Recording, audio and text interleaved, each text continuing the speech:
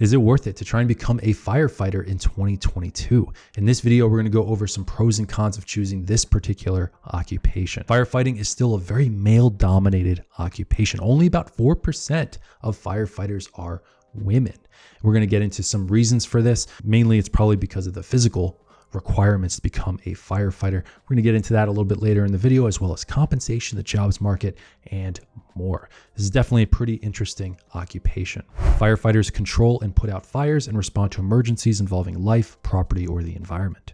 Their duties include fire prevention, emergency medical service, hazardous material response, search and rescue, and disaster assistance. Often firefighters specialize. We think of firefighters putting out fires in apartment buildings and homes, but firefighters can work on airfields, putting out aircraft fires. They can work on naval bases, putting out naval craft fires, and they can work on wildland fires. Just by September 14th, 2021, the National Interagency Fire Center reported almost 45,000 wildfires in the United States. These wildfires had burned 5.6 million acres of land. The vast majority of these wildfires were out west in California, Arizona, Colorado, and other western states. So with wildfires getting worse and worse every single year, wildland firefighters are going to be needed. Just like there's a couple different types of firefighters, there's also quite a few occupations out there to choose from. If you're researching different occupations, we have the program for you. Choose the Right Career is a 7-step process to go from 1,000 plus careers to that one career for you.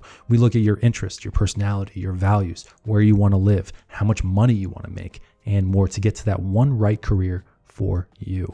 Join today, and for a limited time offer, there is 10% off if you use the coupon code YouTube subscriber. Check out the link below for more information. There's quite a few good reasons to become a firefighter in 2022. First, according to payscale.com, 88% of firefighters find meaning in their roles. This is pretty high, especially compared to many other occupations. I think the only occupations that really were higher than this were a lot of different physicians and nurses. Also, PayScale found that 83% of firefighters are highly satisfied at work. So the people that actually do become firefighters tend to enjoy their roles. Also, interestingly, firefighting is also seen as pretty prestigious. According to a Harris poll in 2016, 80% of people find firefighting really prestigious, just under scientist and doctor. And also, firefighters are seen as very desirable, whether it's in TV shows or even on Tinder. There was actually a Tinder study back in 2018. They found that firefighters were the 14th most right-swiped occupation for women swiping on men. People just tend to see firefighters as highly respected leaders in their local community, and they see them as displaying a lot of courage and bravery in times of crisis. But one thing to understand about this particular occupation is that it's still very male-dominated. 96% of firefighters are men. And because of some very strict physical requirements, this might not change that much over the next couple of years. Fire stations actually used to be exclusively male domains. Women have been becoming firefighters, but as I'll show you in a second, it's extremely challenging to become a firefighter. You have to be very, very fit. So here's the weight of everything a firefighter has to carry around. So firefighters have to carry around a helmet, 4 pounds, self-contained breathing apparatus, 31 pounds, coat, 8 pounds, pants, 9 pounds, and some pretty heavy boots, which are 7 pounds. This adds up to almost 64 pounds of weight. So often they have to do some kind of training course where they're climbing stairs, they're carrying a 40-pound hose around, and they're trying to carry people around too. So 175-pound mannequin plus all the equipment they have to wear. And often this course is timed. If you don't complete the course in a certain amount of time, you're just not going to get the job. And it is kind of deceiving. The requirements to become a firefighter seem pretty light. You have to be 18 years old. You have to have an EMT certification. And then you have to be extremely fit. And then you just start applying to jobs. Unfortunately, this is an extremely competitive occupation. A lot of people want to become firefighters. The first thing to understand about firefighter jobs is that 70% of firefighters are volunteers. And I'm going to show you some of these job postings in a second. Volunteer doesn't exactly mean they're working for free. I'm going to show you real quick. Okay, so I'm on Indeed.com. I'm going to type in volunteer firefighter in the United States, just to show you what kind of compensation volunteer firefighters can sometimes expect. This really does depend on the town. I'm going to click on Riverside Fire and Rescue. This is in the state of Washington. They're probably in need of a lot of firefighters right now. A lot of the firefighting job opportunities are out west. I'm going to show you a map later in the video. But For this is a volunteer firefighter position, but they offer employee assistance program, life insurance, professional development assistance, retirement plan, and tuition reimbursement. And pay, their citing is up to about $3,000 per year. So this isn't a lot of money. This isn't a lot of compensation, but it's not working for free. And a lot of people do end up being a volunteer firefighter with the goal of eventually being a career firefighter where the compensation is a lot better. So definitely don't underestimate how challenging it is to move from, say, becoming a volunteer firefighter to a career firefighter. But there is some good news. There has been a rise in employment of firefighters over time. In the year 2000, there was around 251,000 employed firefighters, and these are non-volunteers.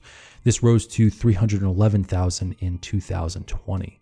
And with all these wildfires going on, I imagine that there's going to be more and more opportunities for firefighters, especially out west. And you do actually kind of see this on where the employed firefighters typically are. The state with the greatest number of employed firefighters is the state of California. There's around 32,000 employed firefighters in the state of California. There's probably as many because there's just been so many wildfires in California, especially this year. In fact, it's been so bad that usually Canadian firefighters, if it's a bad year in America, they come down to help. And if it's a bad year in Canada, we send up firefighters to Canada to help them out. No one was helping out anyone this year. That's just how bad it was. So another thing to keep in mind about California, and I'll actually get into compensation in a second. California is an extremely high cost of living state, but at the same time, they treat their employees pretty well, especially their state employees. If you work in the state of California and you work over 40 hours a week, you get time and a half, but also their double time kicks in a lot quicker. And most states don't even offer double time. Most people don't become firefighters for the compensation, but we'll go over compensation real quick. The average base salary for a firefighter in 2020 was $56,360. This is a base salary. Most firefighters are going to be working for pretty much they're all going to be working for a state, local, or the federal government.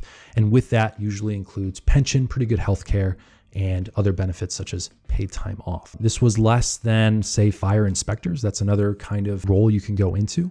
And this was less than police and detectives, private detectives and investigators, but it was more than EMTs and paramedics. A lot of firefighters, almost all of them have to have an EMT certification, and firefighters typically earn a little bit more than security guards as well. Now, these are average national base salaries. There are certain states that tend to pay firefighters a lot more than the average. And shocker, a lot of the states out west tend to pay firefighters more than the average national wage. The highest paying state was actually the Garden State in 2020. The average base pay for a firefighter in the state of New Jersey was around $86,000 per year. In California, it was also around $87,000 per year. With a lot of overtime, you are going to hear stories of firefighters pulling in very healthy six figures because of California overtime laws and double time laws. Again, a lot of the jobs are in California, highest paying jobs are in California, and that's where all the wildfires are. But also keep in mind, California is not a cheap place to live. So I know I'm hammering this point home, but just to show you how competitive it is to become a firefighter in 2021/2022, usually I go on different job boards and I compare the number of job postings against the number of employed. Typically, I use Glassdoor, Indeed, and LinkedIn. On Glassdoor.com, I found 797 job opportunities for firefighters in the United States. On Indeed, I found 1,453, and on LinkedIn, I found 2,366. When you compare the number of job postings against the number of employed, it looks really hard. Like, this is an extremely hard occupation to go into. Much harder than, say, trying to become a lawyer. Very rarely do you see ratios this extreme. And it makes no sense because, all the wildfires out west that are just burning up property left and right, you would think there'd be a lot more job opportunities for firefighters. So one thing people like to do when they're comparing different occupations is to compare their Myers-Briggs type to people in different occupations. The most likely Myers-Briggs type to become a firefighter is the ESTP, also known as the persuader, followed by the ISTP, the crafter, ENTP, debater, and then ESTJ, also known as the director. Notice that 3 of these 4 types have a preference for extroversion over introversion.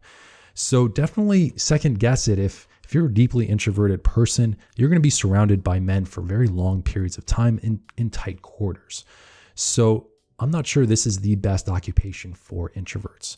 Also, this is a great occupation for someone that really doesn't like the routine of going in and having the same day over and over again. Firefighters, it's like every single emergency they respond to is a little bit different. And some people love that, especially people that have taken a Myers-Briggs assessment and they have a preference for perceiving over judging. Typically people that have a preference for judging over perceiving, they like structure, they like calendars, they like to-do lists. People that have a preference for perceiving tend to be more spontaneous. So just something to think about before going into this particular occupation. If you enjoyed this video, definitely check out some of my other content like my video on police officers. And again, if you need help choosing a particular occupation, definitely check out Choose the Right Career. The link is down below. And again, 10% off if you use coupon code YouTube subscriber. Thanks so much for watching, and I'll see you in the next video.